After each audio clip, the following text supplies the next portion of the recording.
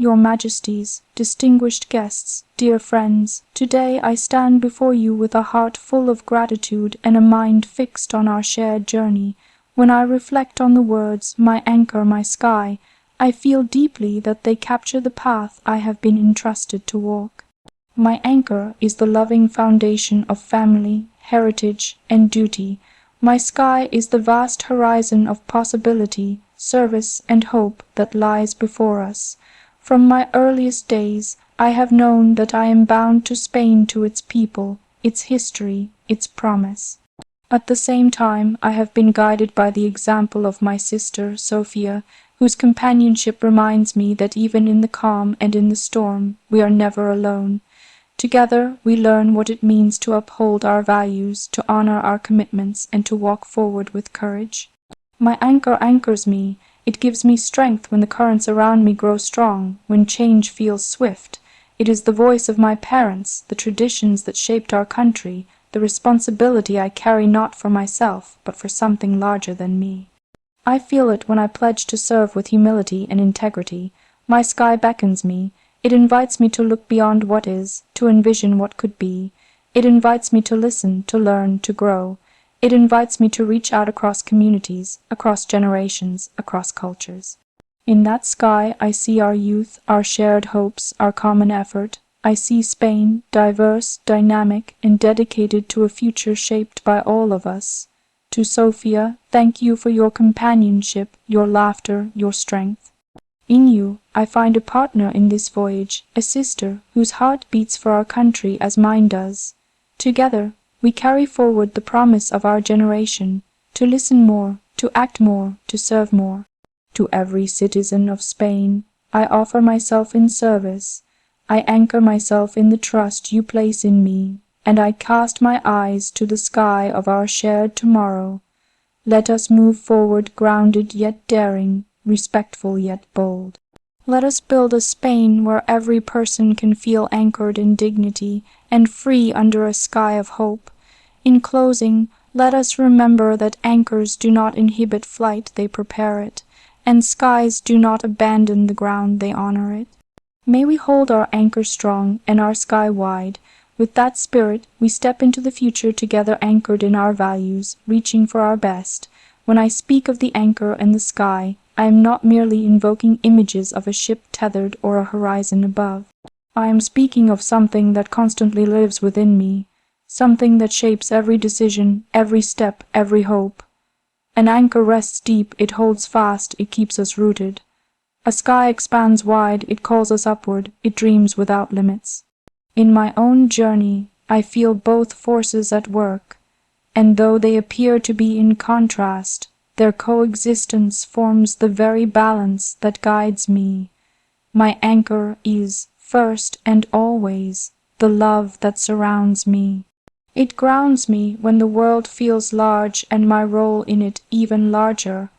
I may be seen as someone growing into a destiny born from tradition, but to me, that destiny is illuminated by the people who stand closest at my side. The love of my family, the quiet conversations, the gestures of trust and sincerity, that is what helps me rise each day with steadiness in my heart. My parents have shown me what it means to live with dignity, with commitment. My sister has shown me the gift of shared purpose, a reminder that even in moments of challenge, laughter can soften our load, and loyalty can give courage to the soul. But the anchor goes even deeper than this. My anchor is the history of my country, a history carried in stories, in silent stones, in rivers that flow as witnesses to everything that came before. It is the wisdom of generations, the strength of communities, the spirit that endures in every part of Spain, from the smallest village to the most vibrant city street. I have seen it in the eyes of people I've met, their perseverance, their passion, their pride. They have taught me that being anchored does not mean being held back. It means knowing who we are so that we can decide where we are going. The anchor binds us to our values, to duty, to loyalty, not as obligations, but as choices we make with intention. It is what allows us to remember that greatness is sown in humility and service, not in titles or spotlight. This is the lesson I carry beneath the surface. My responsibility is not a weight I resent, but a duty I honor. And I know, with each passing day, that I do not stand upon my own ground. I stand on the shoulders of many who walked before me, who gave their years to build a society filled with possibility. Still, even while the anchor keeps me sure, the sky calls to my inner voice, reminding me that our dreams should never be smaller than our truth. The sky wants to be touched. It stretches, inviting us to explore what could be, urging us to rise above limitation and see beyond the horizon to a future that only courage can create. The sky is possibility, limitless, evolving, alive. Like the dreams of my generation, like the heartbeat of youth. It is the sky that reminds me that life is not just about being planted in the soil of yesterday, it's also about reaching like the branches of trees toward the unknown brightness of tomorrow. It is in that sky that I see the face of the future Spain we all believe in, innovative, empathetic, expressive. It is in that sky where I meet the questions that move me. How can we do better for every child, every elder, every dreamer? How can we create a world where peace is the language and justice the law? How do we make this nation a place where everyone's heart can feel both rooted and free? I know that I will make mistakes along the way, for I am human, younger than many, learning with every step. But the sky gives space to fail and to grow again. It tells me that uncertainty is not something to fear, but something to learn from. And with every uncertainty, there is also hope. Hope that what we do together, what we strive for, can bring light to even dark corners. Hope that the voices of all, not just some, can help shape the world we need. When I speak of being anchored, I am reminding myself that faith matters, that identity matters, that embracing where we come from does not mean rejecting change, but understanding that every transformation starts with knowing what must endure.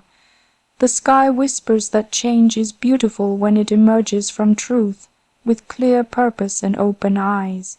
Between these forces, I find balance, my anchor and my sky. I look to my sister, Sofia, and I see that same balance taking shape in her.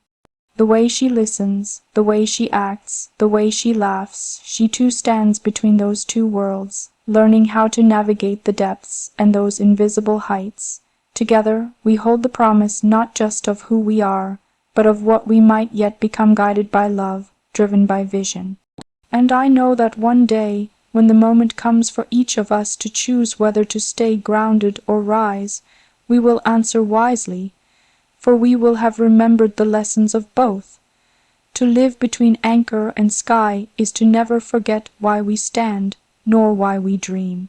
It is to honor our past with grace, and to dare a future with conviction. It is to accept the weight of what came before, but to refuse to let that weight limit the flight within us. It is the movement of history, yes, but also the blooming of hope. This is the balance I strive for, to stand firm in the legacy I inherit, and to live fully in the boundless possibility of what lies ahead. My feet are on the earth, my eyes on the sky. My voice is rooted in gratitude and lifted by hope. I am anchored so I can soar. There are many forms of strength in this world. Some are loud, some are quiet, some rise from battle, and others from stillness. For me, one of the purest and most enduring forms of strength comes from a bond I have known all my life, the bond I share with my sister, Sofia. It might be easy to speak of us as public figures, as two daughters of a king and queen, but what I see when I look at her is not a title or a role. It is a shared heartbeat, a familiar voice in a space of uncertainty, a steady hand always nearby. Growing up in the path we are given can be both beautiful and profound, and sometimes quietly overwhelming. From the outside, it may seem like a life painted in ceremonies, photographs, and expectations. But beneath that surface are the small, unspoken things, a shared look before stepping onto a stage, the feeling of knowing someone understands you without the need for words, the comfort of laughing together when no one is watching. Those moments are the ones that have shaped me just as much as anything I have experienced in public. Sofia and I have walked hand in hand through milestones, birthdays, first days of school, national ceremonies, trips abroad. But what the world doesn't see are the conversations late at night, the inside jokes, the moments when one of us feels unsure and the other offers a simple, reassuring smile. There's a kind of magic in growing up not just next to, but with someone. Someone who sees you when the cameras are off, when the day is done, when the crown is simply a symbol and the heart just wants rest. What makes our bond unique is not that we are sisters by birth, but that we've chosen to be sisters in spirit as well. In our world, it's not always easy to be both strong and soft, public and private, expected and free. Yet with her, I feel that balance is possible. I can stand tall before a crowd, because I know I don't stand alone. I can speak with confidence, knowing that someone who loves me as I am is rooted even deeper than the words I say. Sofia has this way of seeing excitement in moments I might overlook. When we travel, her eyes light up at the unknown, her heart ready to discover, to learn, to understand. She reminds me that duty is not a burden when you also choose to see the joy within it. She has a gentle courage, the kind that doesn't seek recognition, but reveals itself in the way she carries her kindness, the way she stands beside others, no matter the circumstance. I've watched her grow, not just in age, but in grace. In every step we take together, I see how naturally she makes others feel comfortable. Her warmth fills spaces before she even speaks, and in that warmth I've learned more about leadership than any lesson could teach. Because true leadership, I've learned from her, is also about presence, being there for those you love, not with glamour or declaration, but with genuine heart. Of course, like all siblings, we have our disagreements, small things, fleeting things. But even in those moments, there's never doubt, never resentment. The foundation of our relationship is trust built not on perfection, but on honesty, and honesty allows us to grow together without fear of outgrowing one another. There is something irreplaceable about having someone who lives both your joys and your pressures, someone who knows the weight of expectations, not by observation, but by experience, someone who doesn't need the whole story because they watched it unfold, and someone who with just a glance can ask, "Are you okay?" and already know the answer. In her presence, I am reminded that no matter what role I must play in public, I am still just me, a sister, a friend, a girl learning her way. We have changed over the years as people do. I have stepped more visibly into my responsibilities and she into her own, but what remains constant is the thread that binds us, invisible but unbreakable. Even when paths diverge, hearts remain hand in hand, and I know in the deepest part of myself that no matter where life takes us, our bond will endure, will grow, will adapt, will strengthen. She has been and continues to be a mirror of kindness in my life. A lantern on days when the world feels vast and silent, when I speak publicly, when I learn to lead, when I stand as a symbol, I carry her steadiness with me. I often think that if people looked closely enough, they'd see a trace of her in everything I do. Because in many ways she is one of my greatest teachers, not just about compassion, but about courage, resilience, and the quiet power of loyalty. Our journey is not one of destinations, but of shared steps. We walk beside each other in moments of celebration, in moments of learning, in the stillness of everyday life. And though the world may see two young princesses, I see two sisters, one who anchors, one who lifts, one who steadies, one who dreams. And together we balance each other, challenging one another to grow not away from ourselves, but into our truest forms. One day, perhaps, our lives will lead in different directions. Yet even then, distance will not diminish connection, for true sisterhood is not measured by space or circumstance, but by the roots that have grown intertwined over years of trust, empathy, and shared wonder. I am grateful every day for her presence, for the whispers of support in the quiet, for the laughter that spills without planning, for the simple, sacred knowledge that I have someone on this earth who sees beyond what the world imagines of me, someone who sees me and loves me without condition. In her eyes, I am not a role, I am a sister, a companion in this winding journey, and that is a blessing priceless beyond measure. Service is not a word I take lightly. It is not a title, not a decorative phrase, not a duty fulfilled in moments of visibility alone.